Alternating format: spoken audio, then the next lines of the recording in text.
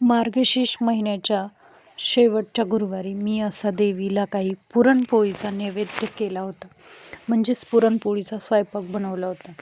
तर हे पहा, तुम्ही देवीला असं पुरणपोळी चा नैवेद्य दाखवून घेतला आहे इथे. आणि संध्याकाळची दिवाबत्ती पण करून घेतली आहे. इकडे तुळशीला सुद्धा मी दिवा लावून घेतला आहे. आणि तर पाहूया आपण आज मी कशी पुरणपोळी बनवली आहे. तर पहिले तर मी कुकरमध्ये पाणी टाकलं, त्याच्यामध्ये डाळ टाकून कुकरच्या 3 शिट्ट्या करून घेतल्या आणि डाळ एकदम छान अशी शिजलेली आहे. आता ही मी आमटीसाठी तयारी करून घेतली आहे. इकडे कांदा भाजून घेतला आहे, मिरची, धने, लसूण आणि इकडे लसूण, अद्रक, खोबरं आणि ही आमटीसाठी आपण डाळ. तर अशा पद्धतीने आमटी केल्यानंतर खरंच खूप छान हिरव्या मिरचीची अशी कटाची आमटी एकदम सुंदर अशी होती. तर पुढे मी तुम्हाला दाखवतेच ती कशी बनवायची. तर इकडे मी कुरडई आणि पापड हे म्हटलं पटकन आपण करून घ्यावं. तर हा व्हिडिओ मी खूप लेट टाकते कारण मला हेच नाही, टाईमच भेटला नाही टाकायला. तर इकडे मी हे असे पापड कुरडई तळून घेतला आहे. पण आता संक्रांतीचा सण आला आहे, त्याच्यामुळे तुम्हाला जर पुरणपोळी बनवायची असेल तर ह्या पद्धतीने पुरणपोळी केली तर तुमच्या पोळ्या अगदी छान होतील आणि आमटीसुद्धा एकदम टेस्टी बनेल. तर त्यासाठी अशा गावाकडील पांढऱ्या शुभ्र कुरडई पापड हे तर बघू शकताय तुम्ही, पापडसुद्धा किती अगदी छान असे फुललेत. आणि मी आता हे कुरडई पापड तर करून घेतलं आहे. आणि मी इकडं आता हे तेलात लगेच भजे सोडून घेत आहे.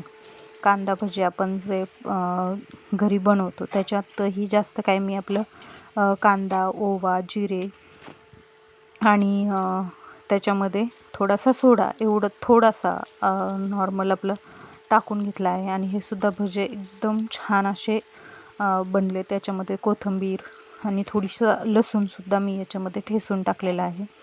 बाकी मग जिरे ओवा हे म्हणजे असंच टाकून दिलेलं आहे, कारण ते बारीक करून नाही टाकायचं, मग त्याची टेस्ट वेगळी लागते. तर फक्त लसूण थोडंसं हे करून घेतलं. आणि इकडे कुरडई पापड आणि भजे आपले रेडी झाले आहेत. त्याच तेलामध्ये आता मी आमटीचं करून घेत आहे.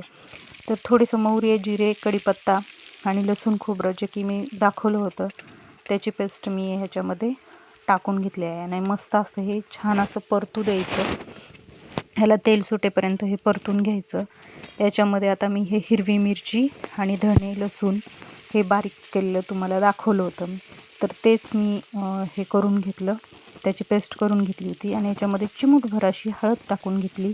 आता ह्यालासुद्धा आपल्याला छान असं परतून घ्यायचं तेल सुटेपर्यंत. मेन म्हणजे आमटी चविष्ट होण्याचं कारण म्हणजे आपण जे काही टाकतो ना त्याच्यामध्ये, आता ह्या हिरव्या मिरचीची आमटी असेल तर ते तिखट व्यवस्थित छान असं खूप थोडा वेळ लागतो पण छान असं परतून घ्यायचं, म्हणजे त्या आमटीला एक चव वेगळी येते.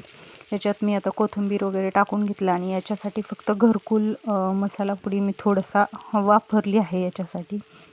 आणि हे जे आपल्याकडे गावठी मसाला असतो तो मी याच्यात थोडासा टाकून घेतला, एक छोटा हे, ज्याने त्या भाजीला अजून छान आमटीला अजून छान चव येईल. तर आता बघू शकताय तुम्ही.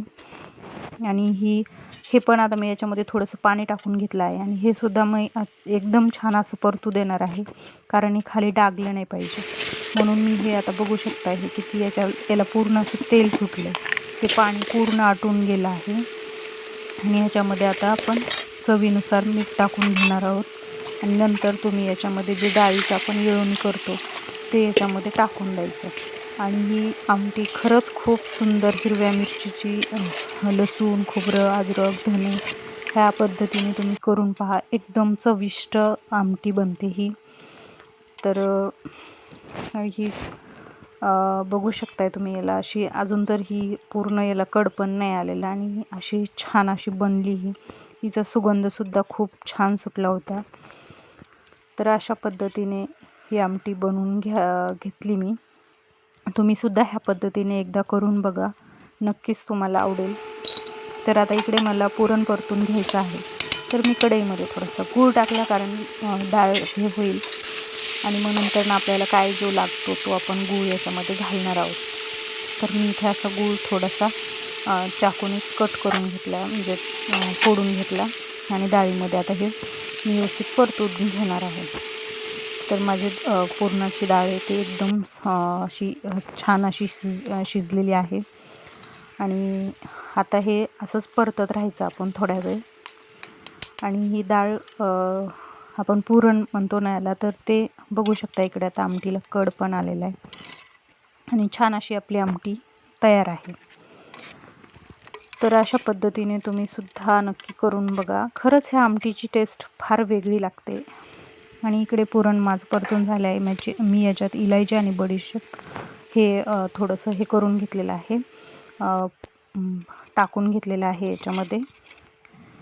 आणि आपण कुठलंही काम करताना ना आणि मी जे इलायचीचं पावडर होती ती ह्या गुळण्यामध्ये सुद्धा टाकून घेतलेली आहे आणि काही पुरणामध्ये टाकून घेतले आहे. आणि इकडे गुळवणी, जे की गावाकडे याला असंच म्हणतात, तर आम्ही तर तसंच म्हणतो. आणि मी चाळणीतून हे पुरण लगेच गरम आहे तोपर्यंतच करून घेणार आहे. आता एका हाताने मोबाईल पकडणं मला काही शक्य नाही आहे, त्याच्यामुळे मी तुम्हाला हे दाखवू नाही शकले. पण मी हे असंच, आणि फक्त 5 मिनटामध्ये माझं पुरण रेडी झालं होतं. कारण गरम असेल ना, गरम गरम तुम्ही पुरण जर हे करून घेतलं तर ते फास्ट होऊन जातं. तर इकडे बघू शकता आता मी पोळ्या करायला घेतलं. मी कणिक वगैरे अगोदरच हे करून ठेवली होती. म्हणजे कणिक भिजल्याच्या नंतर आपण गव्हाचं पीठ जर अगोदरच भिजवून ठेवलं तर पोळ्या एकदम छान येतात आणि फुगतात सुद्धा छान. तर मी अशा कणिक भिजवून ठेवली होती अगोदर, आणि नंतरनं पोळ्या लाटून घेण्यासाठी मी हे केलं. तर अशा छान असा उंडा करून घेतला, त्याच्यामध्ये भरपूर असं पुरण घातलं. दाबून जेवढं बसतं तेवढं मी त्याच्यामध्ये पुरण घातलेलं आहे. आणि आपण पुरण घालता वेळेस आहे ना, कणकेच्या उंड्याला थोडंसं तेल लावून घ्यायचं आतून, थोडंसं. आणि नंतरनं बघू शकताय आता मी ही पोळी लाटून घेतली आणि मी याच्यात एवढं पुरण घातलं आहे ना, तर आणि खरंच पोळ्या एकदम छान झाल्या होत्या आणि चवीला सुद्धा, आणि अशा मऊ लुसलुशीत. आणि एवढे माझी प्रत्येक पोळी अशी एक सुद्धा पोळी फुटली नव्हती आणि सगळ्या पोळ्या एकदम अशा टम्म फुगलेल्या होत्या. तर खरंच असा ह्या गुरुवारचा स्वयंपाक माझा खरंच खूप सुंदर झाला होता. तुला हसू नको ना, थांब ना.